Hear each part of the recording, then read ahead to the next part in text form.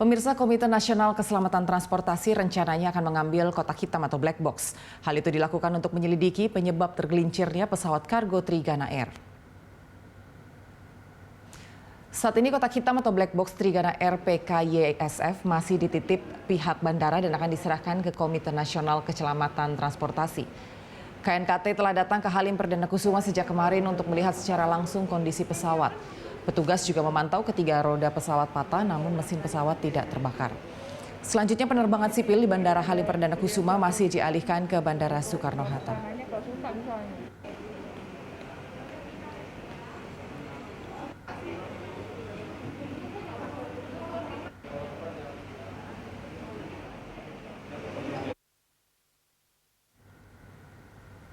Untuk mengetahui informasi selengkapnya, langsung saja pemirsa kita bergabung dengan Sirena Graciela dan juru kamera Rian Nuryaningsih dari Bandara Halim Perdana Kusuma. Ya, Sirena, informasinya pihak KNKT akan tiba di Bandara Halim Perdana Kusuma sekitar jam 10 pagi. Seperti apa update-nya terkini? Apakah sudah ada proses evakuasi ataupun investigasi lebih lanjut?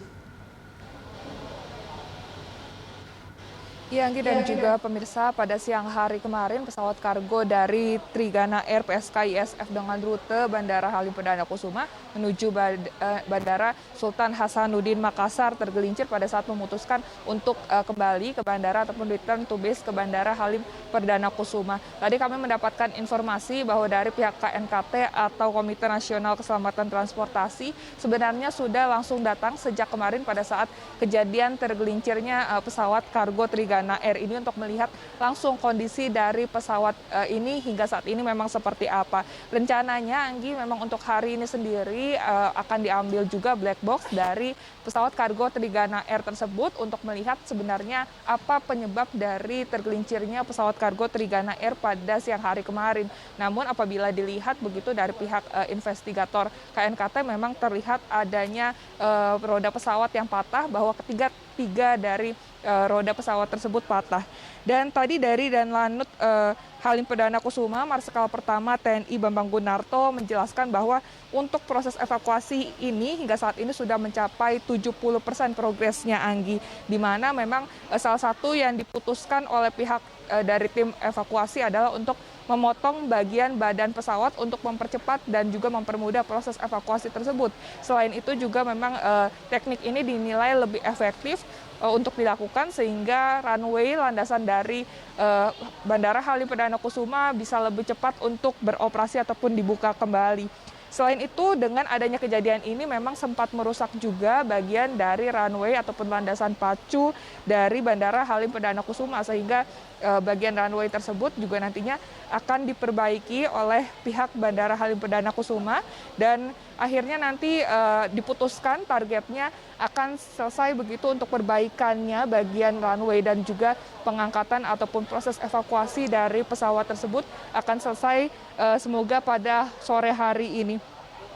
Kemudian, Anggi, disebut-sebut untuk pesawat Trigana Air memang mengalami masalah pada bagian mesin kedua dari pesawat kargo tersebut, di mana pada saat proses landing kemarin juga sempat terlihat adanya percikan api karena adanya gesekan dari bagian roda pesawat ke aspal dari runway tersebut. Walaupun memang terlihat adanya percikan dari badan pesawat ini memang tidak terbakar dan memang terlihat masih utuh begitu karena untuk proses pemadamannya dilakukan langsung dan hanya memerlukan waktu sekitar 2 menit pada saat proses pemadaman. Dan awalnya memang dari pesawat kargo Trigana Air ini menuju ke Bandara Sultan Hasanuddin Makassar tadinya bertolak ataupun lepas landas sekitar pukul 10.53 waktu Indonesia Barat. Namun setelah 2 menit berjalan begitu pasca lepas landas, dari pihak pilot memutuskan untuk kembali ataupun return to base ke Bandara Halim Perdana Kusuma karena memang merasakan adanya bagian mesin yang tidak berfungsi dengan baik begitu, di mana tepatnya bagian mesin tersebut merupakan yang memberikan daya dorong bagi pesawat kargo Trigana Air. Untuk sementara informasi yang kami dapatkan memang tidak ada korban jiwa yang timbul akibat kejadian ini dan memang pesawat tersebut hanya mengangkut ada 4 orang. Di pesawat tersebut ada 2 pilot, 1 teknisi dan 1 flight operation officer begitu.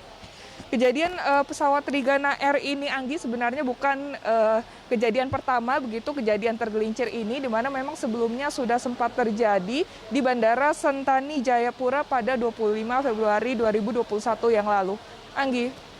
Sirena, melihat masih ditutupnya Bandara Halim Perdana Kusuma, bagaimana pengalihan rute di Halim dan kemudian apakah ada informasi yang Anda dapatkan terkait kapan rencananya bandara ini mulai dibuka kembali?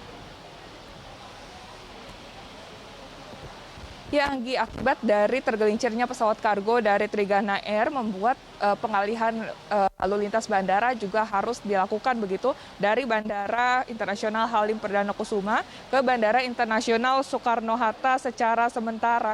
Hal ini dikarenakan pada saat kejadian tergelincirnya kemarin, badan pesawat ini memang menutupi sejumlah area dari landasan pacu di Bandara Halim Perdana Kusuma, sehingga hal ini memaksa seluruh penerbangan baik keberangkatan dan kedatangan yang menuju ke Bandara Internasional Halim Perdana Kusuma ataupun yang pergi dari Bandara Internasional Bandara Internasional Halim Perdana Kusuma ini terhambat begitu, sehingga diputuskan tidak dapat digunakan untuk operasional penerbangan, sehingga sampai saat ini penerbangan dari dan ke menuju Halim Perdana Kusuma dialihkan ke Bandara Internasional Soekarno-Hatta, Anggi, dan pengalihan ini sifatnya berlangsung selama 24 jam atau pada satu hari ini, sehingga hingga malam hari nanti untuk penerbangan tidak akan dilayani di Bandara Internasional Halim Perdana Kusuma. Rencananya apabila memang semua proses evakuasi ini sudah selesai dan untuk runway sudah clear dapat dibuka kembali, nanti akan dibuka kembali pada pukul 4 pagi pada besok hari, itu berarti pada tanggal 22 Maret 2021. Dan sebagai informasi, Anggi, bahwa untuk hari ini sendiri ada sekitar 34 penerbangan yang dialihkan. Dari Batik ada sekitar 19 penerbangan yang dialihkan ke Bandara Internasional Soekarno-Hatta, dan dari Citylink ada 15 penerbangan yang dialihkan. Anggi, kemudian juga yang harus diingat oleh para penumpang adalah mereka harus memeriksa SMS mereka masing-masing, karena sebenarnya sudah dari malam tadi dari maskapai mereka masing-masing baik dari Citylink dan juga dari Batik Air sudah memberitahukan begitu terkait dengan pengalihan penerbangan ini ke Bandara Internasional Soekarno-Hatta. Dikarenakan sejak pagi hari tadi, sejak pukul 7 pagi memang kami melihat cukup banyak penumpang yang masih berdatangan ke Bandara Internasional Halim Perdana Kusuma, dikarenakan mereka tidak mendapatkan informasi ini begitu.